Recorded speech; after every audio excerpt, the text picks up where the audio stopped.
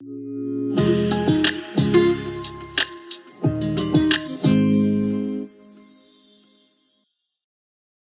bien, on veut continuer, comme je l'ai dit un peu plus tôt, dans Libération 21, cette campagne de 21 jours de jeûne et prière. Et on est dans la 3e semaine. Déjà, à la première semaine, Pasteur Dominique nous a parlé du shalom comme de la paix intérieure. Et à la 2e semaine, dimanche passé, Pasteur Normand nous a parlé du shalom comme de la paix dans nos relations, avec les relations harmonieuses. Cette semaine, le thème de Libération 21, c'est « Shalom, artisan de paix ». Puis on va se demander quelques questions cette semaine. Premièrement, c'est quoi le sens plus large que le concept de shalom représente dans la Bible? Deuxièmement, on va regarder ensemble l'importance que Dieu accorde au fait qu'on soit, chacun de nous, ses enfants, des artisans de paix dans notre monde. Et troisièmement, on va se poser la question, comment on fait pour être des artisans de paix dans le monde dans lequel on se trouve? Mais avant de se lancer dans ces 3 sujets-là, aux questions-là, prenons le temps, si vous voulez bien, de juste prier puis demander à Dieu de mettre ce temps qui est devant nous dans ses mains, de nous bénir. Oui, Seigneur Dieu, merci pour ta providence envers nous. Merci de pourvoir, Seigneur, en toutes choses. Merci pour l'Évangile, Seigneur, que tu as pourvu. Là où tu as pourvu, Seigneur, le pardon de nos péchés. On est tellement reconnaissants de savoir que nos péchés peuvent être pardonnés. C'est possible, Seigneur, que nos péchés soient pardonnés à cause de Jésus. Par sa mort à la croix, sa résurrection d'entre les morts, nos péchés peuvent être pardonnés, Seigneur. Merci. Merci, Seigneur, d'avoir pourvu justement au shalom, à la paix, sous toutes ses dimensions, sous toutes ses formes. Merci d'avoir contribué, d'avoir pourvu à ce shalom et de continuer à le faire, Seigneur. Et merci pour l'espérance que tu nous donnes un jour, Seigneur, de pouvoir expérimenter la paix en ta présence, alors que nous serons libérés, Seigneur, de tout ce qui est un obstacle à la paix dans nos vies. Merci pour cette espérance, Seigneur, que tu nous donnes, une espérance vivante, une espérance certaine. Et on prie, Seigneur Dieu, que tu puisses ouvrir nos cœurs, notre intelligence avec ce qui est dans ta parole, ce qu'on trouve dans ta parole ce matin, que ça puisse être quelque chose que tu utilises pour transformer nos vies, pour nous aider, Seigneur, à comprendre qu'est-ce que c'est d'être un artisan de paix et nous aider, Seigneur, à le mettre en pratique dans notre vie quotidienne. C'est en ton nom, Jésus, qu'on prie. Amen. Donc, notre première question qu'on veut se poser ce matin, c'est quel est le sens du shalom biblique? Le sens du shalom biblique, sa signification. C'est intéressant de prendre conscience ou de réaliser que le sens du shalom dans la Bible, en particulier dans l'Ancien Testament, pourquoi je dis dans l'Ancien Testament? C'est parce que le mot shalom, c'est une translittération du mot hébreu qu'on traduit en français par paix. Puis c'est un mot qu'on trouve donc dans l'Ancien Testament qui a été écrit originalement en hébreu. Donc dans l'Ancien Testament, le sens du mot shalom est très vaste. Plus vaste que ce qu'on a tendance à comprendre habituellement. On réduit souvent le sens du mot shalom à la paix. Puis c'est vrai qu'à plusieurs reprises où on trouve ce mot hébreu-là dans les versets de l'Ancien Testament, il est traduit par le mot paix. Mais ce n'est pas la seule traduction possible ou le seul sens possible du mot shalom. Quand on pense à paix, souvent on pense à l'absence de guerre, à l'absence de chicane et de conflit, ou même à un sentiment de calme, de repos, un sentiment intérieur de bien-être. Tu sais, quand on dit qu'on est en paix ou qu'un bébé dort en paix puis paisiblement, ou quand il n'y a pas de guerre, bien, c'est la paix. Tu sais. Mais dans la Bible, dans l'Ancien Testament, on voit que le sens du mot shalom est beaucoup plus vaste, beaucoup plus large que juste l'absence d'hostilité, l'absence de guerre ou un sentiment paisible. En fait, j'ai une image qui représente un petit peu ce que je veux dire par ça. Je ne sais pas si c'est assez gros pour que vous le voyez, mais c'est un cercle qui représente les différentes traductions ou de sens possibles en français du même mot hébreu, le mot shalom. Il y en a plusieurs. Puis c'est un graphique qui représente aussi la proportion de l'utilisation des différents sens possibles du mot shalom en français. Donc, dans le milieu, c'est écrit shalom en hébreu. Et le sens le plus commun, comme je l'ai mentionné, c'est le mot paix. C'est comme ça qu'il est traduit le plus souvent. C'est tout le bleu en dessous, là. Mais on voit qu'il n'y a pas juste le mot paix. On voit que ça peut être une salutation. On voit dans certains versets des gens dire « shalom » en voulant dire « tout va bien » ou « est-ce que tout va bien » ou simplement une salutation comme Pasteur Normand nous l'a mentionné il y a 3 semaines. On peut trouver le mot « shalom » qui veut dire aussi « bien-être » ou « prospérité » ou « bonne santé ». Ça peut faire référence à la bonne santé d'une personne dans son corps. On peut faire référence à comment va une personne, comment ça va. Ou le fait que ça allait bien pour tous ces gens-là. Ils étaient dans un état de shalom parce que ça allait bien. C'est aussi une salutation et ça veut aussi vouloir dire bonne santé. Donc, dans shalom, on voit l'idée de paix, mais on voit l'idée de plus que paix. On voit l'idée de plénitude, de quelque chose qui est entier, qui n'est pas défectueux, où il ne manque pas des morceaux, mais tout est présent. Puis fonctionne sainement, c'est sain, c'est en santé. On voit l'idée aussi, comme vous le voyez à l'écran, d'intégrité ou de sécurité. L'intégrité dans le sens de... il n'y a pas de défaut, puis il n'y a pas comme de problème dans l'engrenage de la machine. C'est plus qu'une machine. Le monde et nos vies sont plus que des machines. Mais l'idée d'intégrité, c'est l'idée qu'il ne manque pas de morceaux. Tout est en place, puis tout est à sa place. Donc, c'est comme un casse-tête. Si ça vous est déjà arrivé de faire un casse-tête de 1000 morceaux puis de vous rendre compte qu'à la fin, il manque un morceau, ça voudrait dire que votre casse-tête manque d'intégrité. Quand vous trouvez le dernier morceau manquant puis que vous le mettez dans le casse-tête, là, le casse-tête est intègre. Il ne manque aucun morceau. Mais non seulement qu'il ne manque pas de morceaux, mais tous les morceaux sont à leur place. C'est ça ici qu'on veut dire par intégrité. Maintenant, j'ai quelques exemples de versets de l'Ancien Testament qui nous aident à comprendre, à mettre un peu de contexte. Fait que la prochaine image nous montre des exemples par exemple, Deutéronome 29, 18. Je n'ai pas mis les versets au complet, mais c'est juste pour vous donner une petite idée de comment ce mot-là, shalom en hébreu, peut être utilisé différemment en français. Fait que, par exemple, on dit dans Deutéronome 29, 18, « Je jouirai de la paix, même si je persévère. » Après ça, dans 2 Samuel 18, 28, c'est un messager qui s'en vient voir le roi David pour lui annoncer des nouvelles de son fils Absalom, parce que Absalom était en guerre contre lui. Puis, en arrivant près du roi David, on lit « Achimaat cria au roi, « Tout va bien! » Mais le mot qui est utilisé en hébreu, c'est « Shalom ».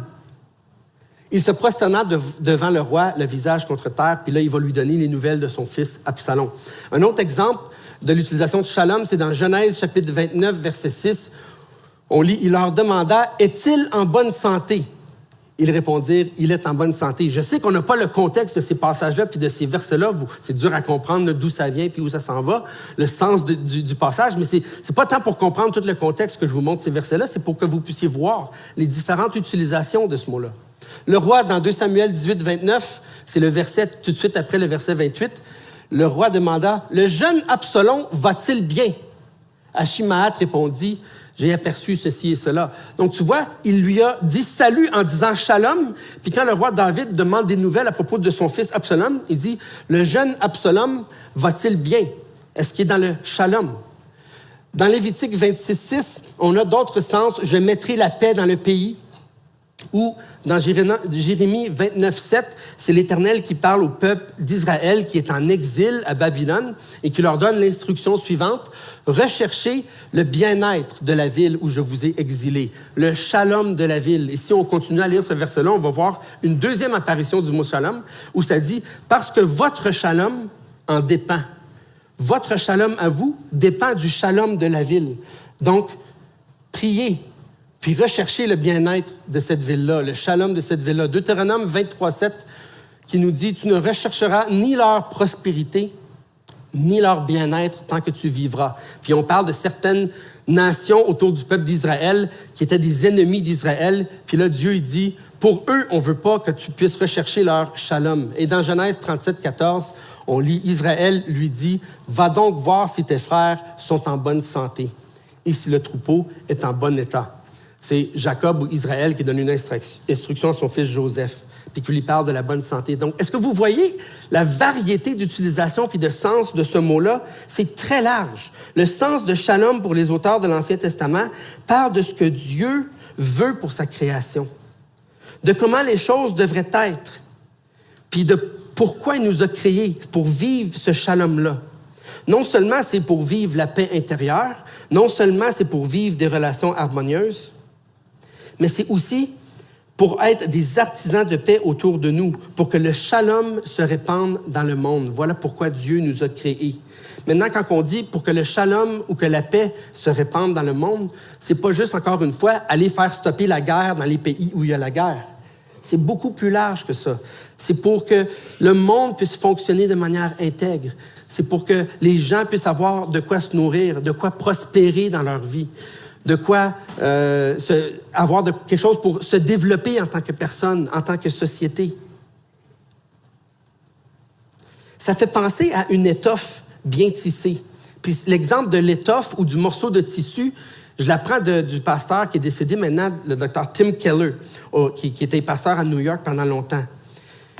L'étoffe est composée de plusieurs fils qui sont tissés les uns aux autres pour former une étoffe, un morceau qui est beau, qui est solide, puis qu'on peut utiliser pour quelque chose. Donc, c'est l'idée que chacun d'entre nous, puis toute la réalité de ce que Dieu a créé, pas juste les êtres humains, parce que les êtres humains ont été placés dans un milieu, dans la création. Puis Dieu leur a demandé d'être intendants de la création, de dominer sur les poissons des mers, sur les animaux de la terre, sur les oiseaux du ciel, et ainsi de suite, de cultiver, de garder le jardin.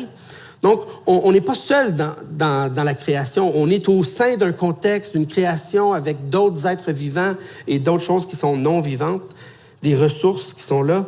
Mais c'est l'idée que toute cette réalité-là que Dieu a créée, c'est comme si il y a plusieurs différents morceaux, mais il les a pas juste mis en tas. Il n'a pas juste mis un tas de fils, un tas de morceaux de laine qui sont comme une pile de fils puis qui servent pas à grand-chose. Au contraire, Dieu a tissé la réalité, sa création dont on fait partie, pour former quelque chose de beau et d'utile, une étoffe dans laquelle il y a une interdépendance des fils les uns aux autres. Puis si des fils sur cette étoffe-là sont déchirés ou manquants ou ne tiennent plus, c'est toute l'étoffe qui est compromise. Fait que c'est l'idée ici que non seulement nous, les êtres humains, mais toute la réalité que Dieu a créée forme un tout puis une interdépendance. Nous, on dépend des ressources naturelles que Dieu a mises dans la création. Mais pour qu'on puisse en profiter, il faut qu'on en prenne soin de cette création-là, nous, les êtres humains. La même chose avec les animaux et les autres parties de cette réalité, de cette création que Dieu a créée. Donc, l'idée du shalom, c'est l'idée que chaque morceau, chaque partie de ce que Dieu a créé dans son plan original devrait être en bonne santé, devrait prospérer, devrait être en paix, devrait pas être en train d'être détruit, devrait être plein, devrait être en sécurité. Dieu a créé donc tout ce qui existe de manière interreliée comme une étoffe, avec plusieurs fils qui ne sont pas simplement pêle-mêle, mais qui sont tissés serrés pour former un beau tissu qui peut servir à quelque chose d'utile. C'est l'image que je veux qu'on ait en tête quand on pense à Shalom et artisan de paix. Pas n'importe quel artiste, c'est pas un sculpteur. On parle d'un artiste qui est capable de coudre quelque chose ou d'un artiste qui est peut-être capable de faire de la... Comment on appelle ça, là? C'est quoi ça? Du tricot ou du crochet. J'ai essayé ça une fois, puis ça n'a pas bien fini pour moi. Ça n'a pas bien fini pour ma femme parce que c'était supposé d'être un cadeau de Noël. On n'avait pas beaucoup d'argent pour ce moment-là. On était aux études, on n'avait pas beaucoup d'argent pour s'acheter des cadeaux. Fait qu'on s'est dit, on va se créer un cadeau. J'ai décidé, je vais y tricoter des mitaines. J'ai offert à Noël un quart de mitaine tricoté. Parce que quand je me suis rendu au pouce, Je me suis rendu compte que c'était pas pour moi le tricot. J'ai même pas été capable de faire le pouce. Hey, ça peut être compliqué.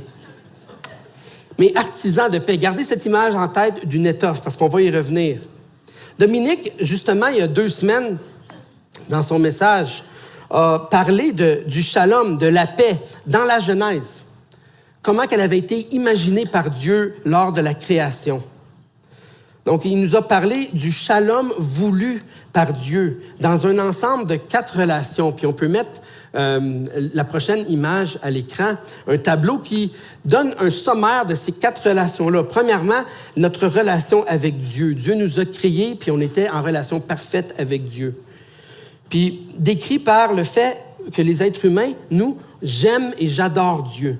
Quand je suis dans une bonne relation avec Dieu, c'est que j'aime et j'adore Dieu. On a été créés pour aimer et pour adorer Dieu et n'adorer que lui seul. Maintenant, ce n'est pas la seule autre relation. On a une relation avec soi-même, avec moi-même, dans laquelle je sais qui je suis en Dieu. Je n'ai pas de doute sur mon identité. Je sais qui je suis et ce que Dieu m'appelle à faire. Maintenant, on a aussi une relation avec les autres parce que Dieu a créé Adam et Ève ensemble. Hein? Il a dit, il n'est pas bon que l'homme soit seul. Je vais faire une compagne qui soit son vis-à-vis. Donc, on a été créés pour être en relation les uns avec les autres. Et cette relation, dans le plan original de Dieu, c'est une relation où j'aime mon prochain et je sers mon prochain. Maintenant, la 4e relation, c'est la relation avec la création. Il nous a mis dans le monde pour qu'on puisse garder le jardin, le cultiver, pour qu'on puisse être les intendants de Dieu, de sa création, des ressources sur lesquelles il nous a mis intendants. Donc, c'est l'idée que je crée à la gloire de Dieu. Je crée à la gloire de Dieu. Dieu s'est reposé. Pensez au premier message de Pasteur Normand dans Libération 21, le message d'introduction. Dieu s'est reposé, pas parce qu'il était fatigué. Il a mis un terme à son travail pour que nous puissions prendre le relais du travail de création. Donc, voici le plan du shalom, selon les 4 relations que Dieu a créées dans la réalité, la création qu'il a faite. Maintenant, comme vous le savez, Pasteur Dominique nous en a parlé aussi il y a 2 semaines, la chute dans le péché a causé l'absence de shalom. Dans ces 4 relations-là en particulier. Puis on pourrait dire, il y a en fait un auteur, 2 auteurs qui ont écrit un livre, « Quand aider fait du tort », « Quand aider fait du tort », on peut mettre la citation ici.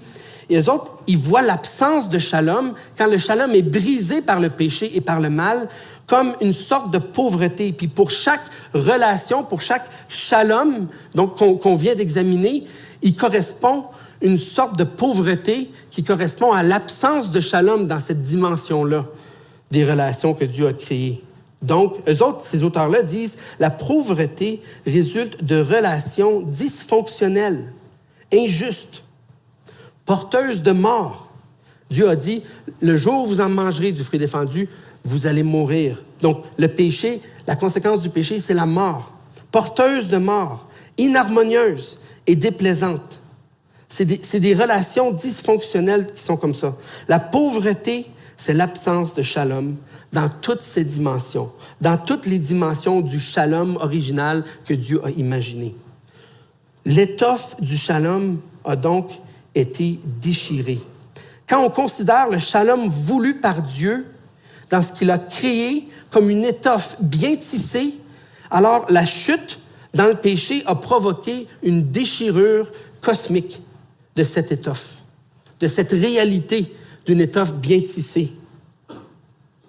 Elle a été déchirée et continue d'être déchirée jour après jour par le péché, par le mal, par l'injustice. Toutes les choses que les humains subissent et font subir eux-mêmes, entre eux et à la création. Quand on considère la réalité de notre monde brisé, frères et sœurs, on se retrouve avec des ruptures innombrables qu'on observe. C'est comme si on se retrouvait avec des lambeaux dans les mains, sans savoir comment les remettre ensemble pour que ça tienne. Donc, pour chaque sorte de shalom correspond une sorte d'absence de shalom ou de pauvreté. Donc, on peut parler de pauvreté spirituelle. Au lieu d'adorer Dieu et d'aimer Dieu, j'adore autre chose que Dieu. Ça peut être quelque chose dans la création, ou ça peut être moi-même ou une autre personne que j'adore. La pauvreté maintenant individuelle, au lieu de savoir qui je suis puis de connaître mon identité, je me prends pour un Dieu ou je considère que je ne suis rien, dans le sens que c'est soit que je pense que je suis vraiment merveilleux ou une des sortes de manière que cette pauvreté individuelle-là se reflète, c'est que je pense que je vaux rien. Je pense que j'ai aucune valeur. Mon estime de soi est complètement à terre. C'est une des conséquences de cette pauvreté individuelle ou de l'absence de shalom par rapport à la relation que j'ai avec moi-même, comment je me comprends moi-même, comment je me considère. Il y a aussi la pauvreté relationnelle dans la relation les uns avec les autres, les relations harmonieuses comme on a parlé dimanche passé. Donc, au lieu d'aimer mon prochain et de le servir, je me sers de mon prochain ou je l'ignore. Je pense juste à moi, puis je me sers de lui pour avoir ce que moi je veux. Ou je l'ignore, puis je fais juste penser à mes choses, puis à qu'est-ce qui peut être bon pour moi. Maintenant, la dernière sorte de pauvreté, c'est une pauvreté en intendance, ou on pourrait dire une pauvreté matérielle. Puis c'est vraiment intéressant parce que les auteurs de ce livre, quand aider fait du tort, font remarquer qu'en Occident, en Amérique du Nord et en Europe occidentale, on pense à la pauvreté souvent juste en termes matériels. Pour nous, si on demande à quelqu'un, c'est qui est pauvre? C'est quelqu'un qui n'a pas d'argent. C'est quelqu'un qui a pas beaucoup, qui vit peut-être qui n'a pas vraiment de maison même, qui n'a pas d'argent pour se nourrir, qui ne peut pas avoir de travail, qui peut-être dépend de l'aide sociale, du bien-être social, comme on dit au Québec, le BS. Pour nous, on réduit la pauvreté à cette pauvreté en intendance. Quelqu'un qui n'est pas capable de gérer ses affaires, quelqu'un qui n'est pas capable de suivre un budget. Puis les auteurs font remarquer qu'au contraire, la Bible parle de la pauvreté dans des termes aussi vastes qu'elle n'en parle du shalom.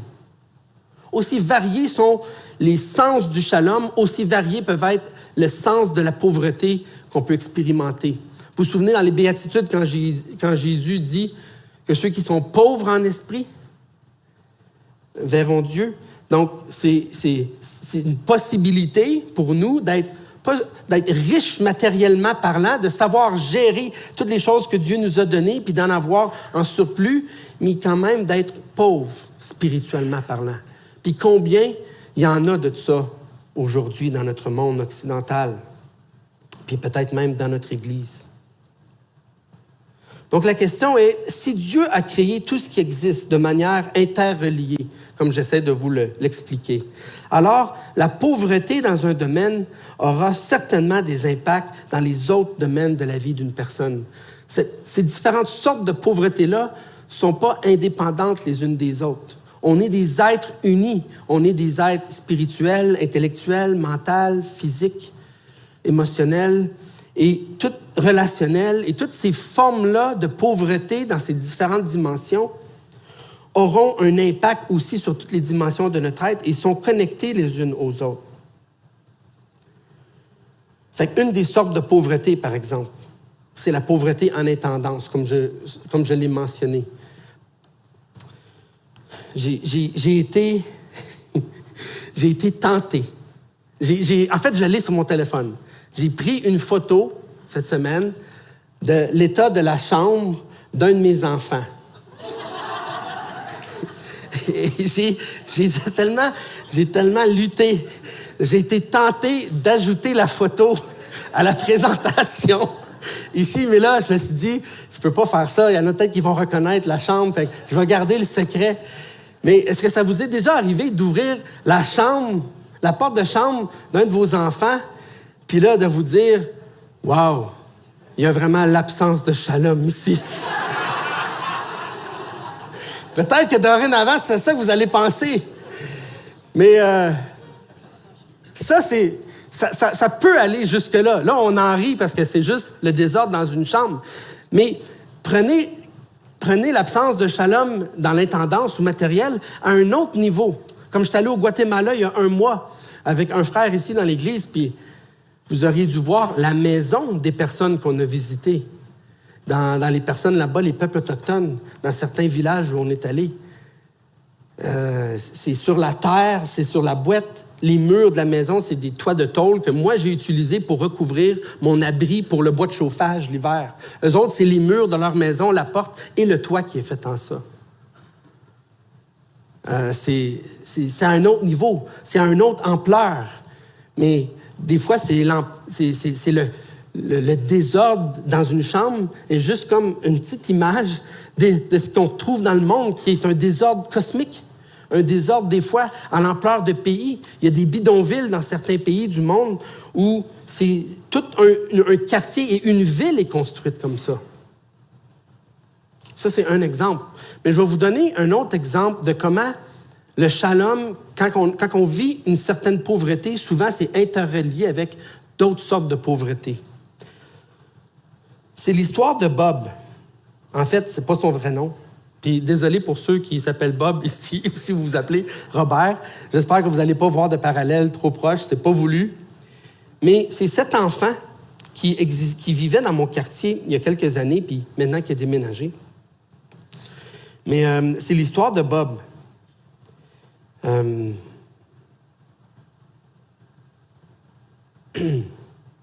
C'est un enfant qui traînait dans les rues quand on a déménagé dans notre quartier en 2016. Il traînait, pendant tout l'été, il traînait dans les rues. Il se promenait en vélo, il mangeait du métal, il y avait un casque de motocross. Des fois, il y avait des souliers, des fois, il n'y avait pas de souliers. Il venait en arrière dans la cour chez nous parce que notre cour arrière, où il y a une clôture, puis une haie-de-cèdre, puis l'autre bord, c'est le parc de la ville. Fait que lui, il se promenait dans le parc tout l'été, puis des fois, il venait nous voir, il venait voir qu'est-ce qu'on mangeait, il venait voir qu'est-ce qu'on faisait. On a vu dans sa vie, la première chose qu'on a vue, c'est la pauvreté relationnelle. C'est la première chose qui était évidente dans sa vie. La première déchirure de l'étoffe de sa vie. On s'est rendu compte que personne ne voulait être son ami pour diverses raisons. Même mes enfants, ils l'évitaient au début. C'était comme, hey, Bob, j'ai pas le goût, c'est bizarre, tu sais. Mais en parlant avec lui, on s'est rendu compte qu'en fait, il n'y avait personne qui semblait s'occuper de lui.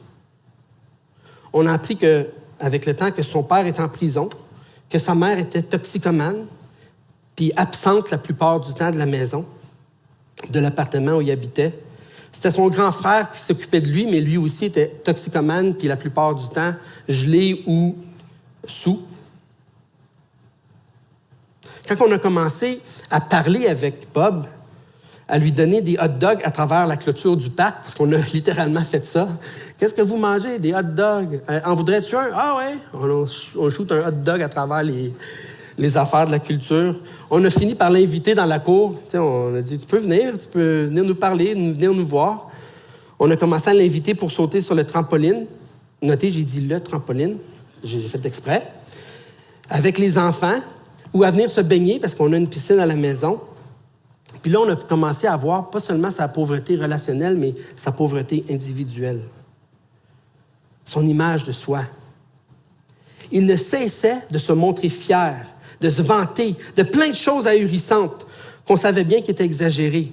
Par exemple, il nous disait qu'il savait nager puis qu'il avait gagné des compétitions en natation. Puis au début, il nous voyait se baigner, mais il ne se baignait pas. Mais à un moment donné, on a dit, as-tu un costume de bain? Non, OK, on veut t'en prêter un. Puis là, on a dit, est-ce que tu sais nager? Oui.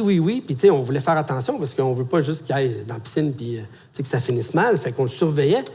Oui, je sais nager. J'ai gagné des concours de natation, des Olympiques. Puis ouais.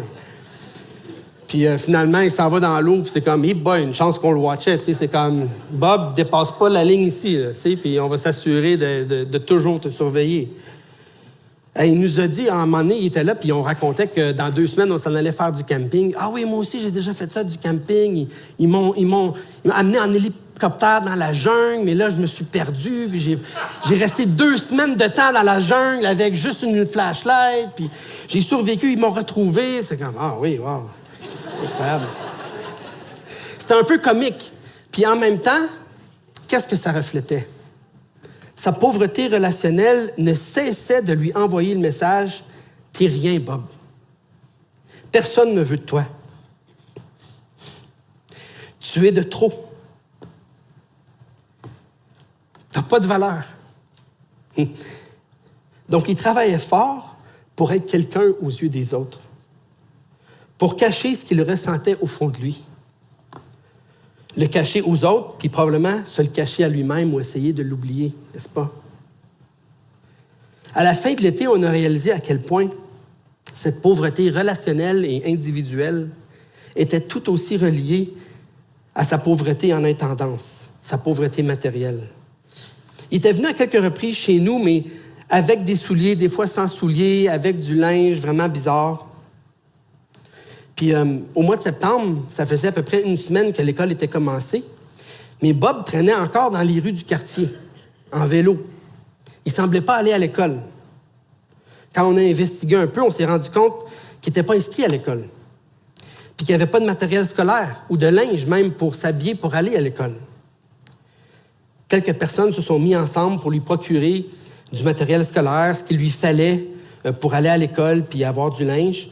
Puis sont allés lui porter dans son appartement. Il y a eu comme des gens de l'école, des personnes dans le quartier, d'autres amis. Puis quand on s'est rendu à la porte de son appartement, on devait enjamber des piles de sacs de vidange juste pour se rendre à la porte extérieure. À l'intérieur, il y avait des excréments de chat tellement partout qu'il n'y avait pas de place assez propre pour dormir. Puis on a appris que Bob avait dormi à l'extérieur dans la remise une partie de l'été. Parce que c'était simplement impossible de dormir dans l'appartement. C'est quelqu'un qui est à 3 adresses de chez nous. À Gatineau, là.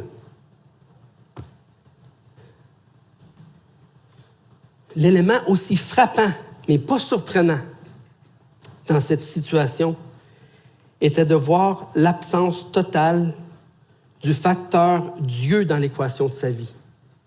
C'est pas surprenant de voir que Dieu ne fait pas partie du paradigme puis de l'équation de vie de plusieurs personnes ici au Québec en 2016 ou en 2020 ou en 2024. Mais Dieu ne figurait aucunement dans son expérience de la vie. Bob semblait simplement laisser à lui-même pour figurer le sens profond de sa vie, de sa valeur, de sa place dans l'univers. Laissé à ses propres choix, le peu de possibilités pour le futur, laissé à un système qui ne sait pas quoi faire avec lui. Parce qu'on a fait un signalement à la DPJ au sujet de Bob. Puis on a appris qu'il y avait déjà un intervenant d'impliqué.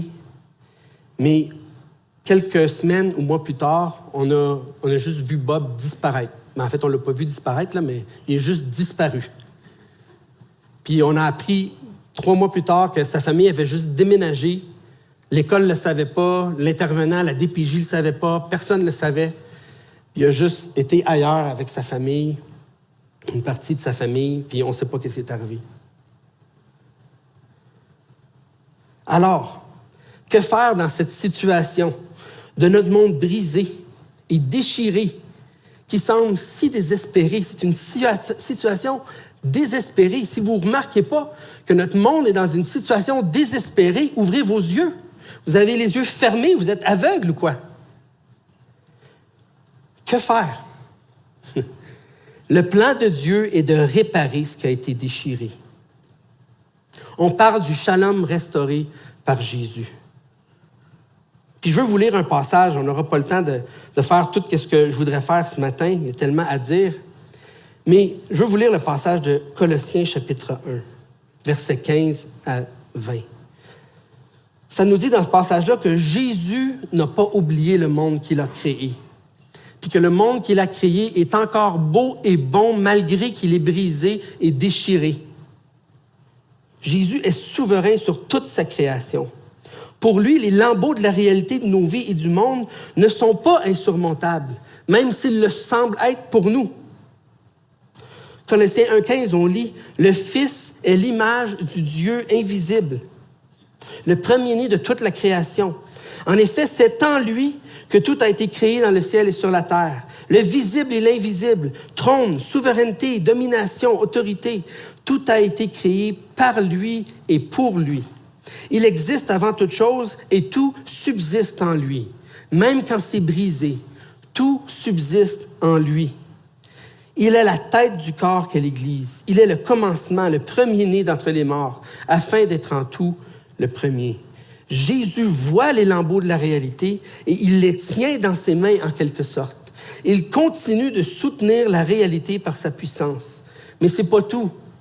Jésus a tout accompli pour raccommoder tous les lambeaux du monde et de nos vies. Au verset 19, on lit « En effet, Dieu a voulu que toute sa plénitude habite en lui, en Christ. Il a voulu, par Christ, tout réconcilier avec lui-même, aussi bien ce qui est sur la terre que ce qui est dans le ciel, en faisant la paix à travers lui, par son sang versé sur la croix. Toute la plénitude de Dieu habite en Christ. Christ est donc le shalom incarné. Pensez au fait que shalom, un des mots pour shalom, en français, c'est plénitude, entier. C'est plein, c'est complet. Il manque rien. Dieu poursuit donc la réconciliation du cosmos avec lui-même. Et nous, on en fait partie de cette réconciliation-là. Mais ce n'est pas seulement des individus que Dieu réconcilie, c'est l'univers entier. Ce qui est sur la terre, ce qui est au ciel, ce qui est visible, ce qui est non visible à l'œil humain. Le shalom en Christ, c'est le raccommodement à travers Christ du cosmos brisé, de nos vies brisées, de nos familles déchirées, des injustices partout dans le monde, comme celle que Bob a vécue et de laquelle il a été victime. Dieu a fait la paix à travers Christ par son sang versé sur la croix, le sacrifice de Jésus à la croix. Dieu a fait la paix avec tout ce qui existe. Pour les individus, mais pour la création aussi au complet. Tu vois, ce qui affecte les autres, comme Bob et d'autres que vous connaissez, nous affecte aussi. On est tissés ensemble, car nous sommes tous faits de la même réalité, créés à l'image de Dieu. Et mes choses, mes objets, les choses sur lesquelles Dieu m'a mis intendant, ne sont pas juste à moi pour mon plaisir individuel. Notre appel, mon appel, ton appel, c'est de devenir des artisans de paix pour le bien de toute la création, de la communauté dans laquelle on se trouve. C'est de se joindre à ce que Jésus a déjà commencé à faire et aider à raccommoder l'étoffe déchirée de notre communauté dans tous les domaines qu'on a déjà vus, individuels, relationnels, au niveau de l'intendance et même spirituel. Pourquoi faire tout ça? Parce que Dieu a été le premier à le faire, en envoyant Christ sur la croix. Maintenant, on pourrait poser la question, comment le faire? Comment on va y arriver? Par nos propres forces? Si je vous rends plus coupable, est-ce que vous allez y arriver? Si je vous dis, c'est votre devoir, allez-vous plus réussir à le faire? Non. On est très limités, nous, les êtres humains, dans ce qu'on peut faire face à toute la déchirure du shalom qui existe dans le monde. Mais ce qu'on peut faire, c'est prendre les ressources que Dieu nous donne puis les mettre à la disposition de Dieu. Tu vois, Dieu est sans limite et sa générosité démontrée dans l'Évangile nous pousse à être généreux nous aussi. Si on tente d'être artisans de paix par nos propres efforts, par notre devoir, par notre culpabilité, par l'apparence de tout ce qu'on fait aux yeux des autres, et j'aimerais inviter les musiciens à s'avancer, on finira assurément par le faire de manière injuste. Et on finira frustré. Ça m'est arrivé d'être frustré en voulant aider quelqu'un. Je revenais de Montréal, j'étais sur le boulevard Labrosse, il y avait une famille, un homme, une femme avec leur enfant, un bébé qui était tombé en panne d'essence sur la brosse. Fait que là, j'ai dit, comment je peux vous aider? Panne d'essence. J'ai dit, est-ce que vous voulez que je puisse... On va aller au garage, on va remettre de l'essence, puis oui, mais j'ai pas d'argent, puis j'ai pas de canisse d'essence. Fait que je suis allé chez moi avec la madame. On est allé chercher une canisse dans mon garage. On est revenu, finalement, pour me rendre compte que ça prend pas de l'essence, ça prend du diesel. On est allé mettre du diesel. J'ai payé moi-même parce qu'il n'y avait pas d'argent, il n'y avait pas de portefeuille. On est revenu, on a mis l'essence. Puis là, elle m'a dit, la madame, je vais te repayer, OK, pas de problème. J'ai laissé mon adresse courriel. J'ai offert de lui donner, puis qu'elle ne me repaye pas. Non, c'est sûr, je vais te repayer. J'ai donné mes informations, mes coordonnées. Puis je m'attendais, honnêtement, tu sais, quand me texte peut-être, j'avais laissé mon numéro de cellulaire, puis qu'elle me dise merci, mais une fois que je leur ai donné, moi, je suis parti, puis là, on s'est assuré que tout fonctionnait dans le camion, tout c'est beau. Puis ils m'ont jamais dit comme merci, tu sais. Puis finalement, j'ai jamais été remboursé pour l'essence. Puis je revenais de Montréal, j'avais été stock 1h30 de temps à cause d'un accident sur l'autoroute 50. Puis je me souviens d'avoir réagi à cette histoire-là en disant « Hey, c'est vraiment n'importe quoi, ça, hein? » J'étais insulté, offensé. Je me disais, c'est ça que ça fait aider du monde. Ils vont profiter de toi, puis ils vont même pas te dire merci.